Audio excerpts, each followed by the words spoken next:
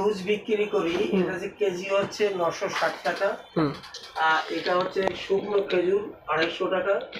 এটা হচ্ছে অ্যামান্ড 850 টাকা।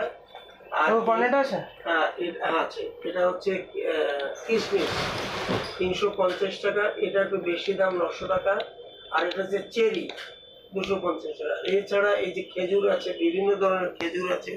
আমি দেখি আমার এখানে প্রায় 6 থেকে 7 প্রকার খেজুর আছে এখন। আর এছাড়া বিভিন্ন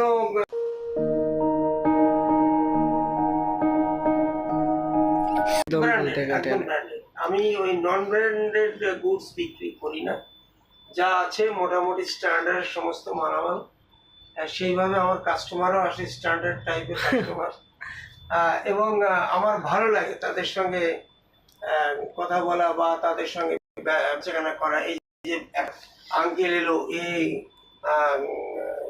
তো দাদা তুমি কি চাইছো? কর্নেটো 10 টাকা গুলো আছে। আচ্ছা 10 টাকা দামের কর্নেটো, তাই তো? ভাই তোমার কি এই দোকানে আসতে ভালো লাগে? আমি তো প্রথম আসলাম এই দোকানে, মানে ফার্স্ট টাইম। তা কর্নেটো খেয়ে দেখো কেমন লাগে।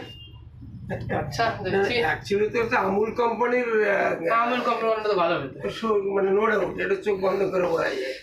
ভাই কিন্তু খেয়ে দেখাচ্ছে।